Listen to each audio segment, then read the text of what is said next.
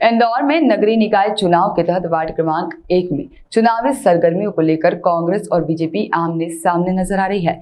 BJP के कई पदाधिकारियों ने प्रचार के दौरान अभद्र व्यवहार का कांग्रेस पर आरोप लगाया है और पुलिस को ज्ञापन सौंपकर कार्रवाई की मांग की गई है। इंदौर के वार्ड क्रमांक 1 में नगरीय निकाय चुनाव के तहत प्रचार के दौरान बीजेपी ने गुंडागर्दी का आरोप लगाया है और इसी के तहत बीती रात को चंद्रनगर थाने पर ज्ञापन सौंपकर कार्रवाई की मांग की गई।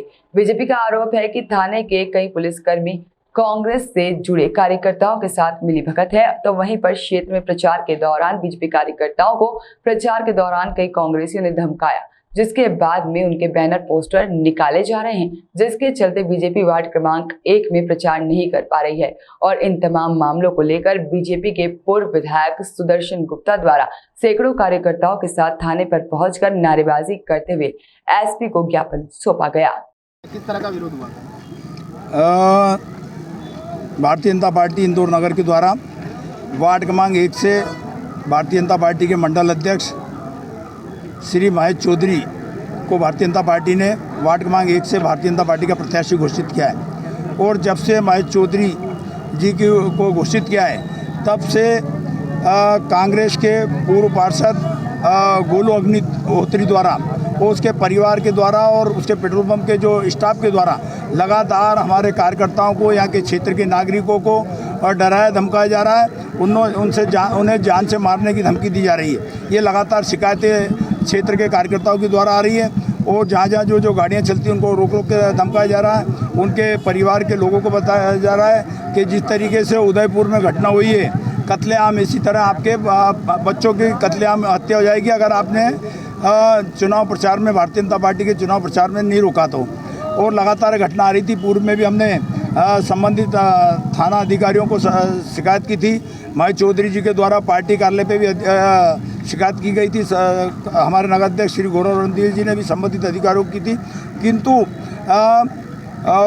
जो यहाँ पर कांग्रेस के प्रत्याशी हैं उसके परिवार के लोग द्वारा लगातार इस तरह की घटनाएं की जा रही है।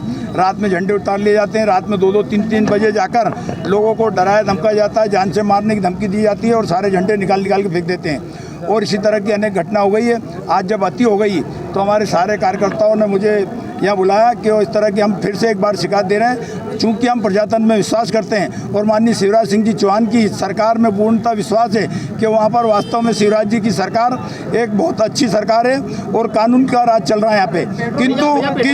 किंतु मेरी बात पूरी है। किंतु उसकी उसमें कुछ लोग, कांग्रेसी लोग इस तरह का प्रचार प्रसार करके सरकार को बदनाम करना चाह रहे हैं और कार्यकर्ताओं को डराना धमकाना चाह रहे हैं।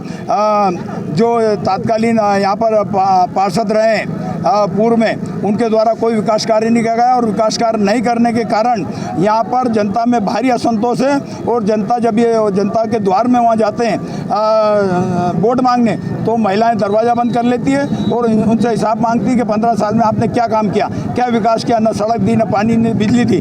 जबकि इसके एवज में महेश चौधरी जो हमारे भारतीय हमने लिखित में दे दिए हैं, जो संबंधित पुलिस जवान हैं जो इस तरह की उनको सपोर्ट कर रहे हैं और चुनाव प्रचार में उनका साथ दे रहे हैं और चुनाव प्रभावित कर रहे हैं। 1 नंबर विधानसभा में कई और थाना प्रभारी या इस तरह के लोग भी हैं जो अभी केवल वार्ड क्रमांक 1 में शिकायत आई है और हमारे महेश चौधरी जी और हमारे चुनाव संचालक और सब ने जब शिकायत की कि अब सिर के ऊपर से पानी गुजरने लगा है, तब फिर आज हम सब लोग यहाँ पर आए। पूर्व में भी हमने शिकायत करेंगे पूरे मामले की यदि कार्रवाई नहीं होती है। हमको पूरा विश्वास है। हमने आईजी कमिश्नर साहब श्री हरिचारी मिश्र जी को भी अभी हाल शिकायत हमने की है, उनसे भी मैंने मोबाइल पे बात की है।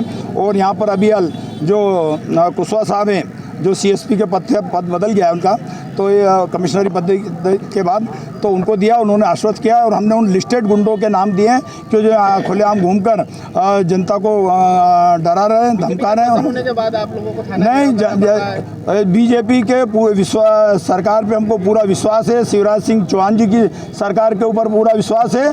किंतु कुछ लोग जो लगातार यहाँ पे कांग्रेस का वार्ड रहा है, कांग्रेस के नेता जो रहे हैं, वो शिवराज जी को बदनाम करना चाह रहे हैं, भारतीय जनता पार्टी की सरकार को बदनाम करने जा रहे हैं और ये बोल रहे हैं कि ये जो थाना है वो सिरपुर का उनका जो पेट्रोल पंप है यहाँ से हमारा यहाँ से संचालित होता है, वो इस तरह के आरोप लगा रहे हैं, वो लोगों को डरा रहे हैं। थाने को सस्पेंड करवाओगे? नहीं, मैं थाने को सस्पेंड कराने के पक्ष में नहीं हूँ, मैं गुंडों को ठीक करने के पक्ष में हूँ कि गुंडे ठीक हों।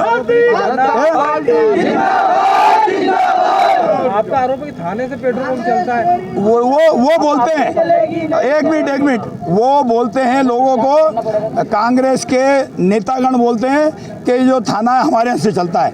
हम विश्वास नहीं करते कि चलते, हम कानून का राज जानते हैं, हम शिवराज जी के विश्वास करते हैं कि किसी के यहाँ से नहीं, शिवराज जी किसी से चमकने वाले नहीं, भारतीय जनता पार्टी की। ये लोगों को इस तरीके से कांग्रेस वाले बोल के कि थाना हमारे यहाँ से चलता है, ये, और हम उसको बताना चाहते हैं कि थाना कहाँ से चलता है, कानून के राज से चलता है, ये हम उनको बताना चाहते हैं।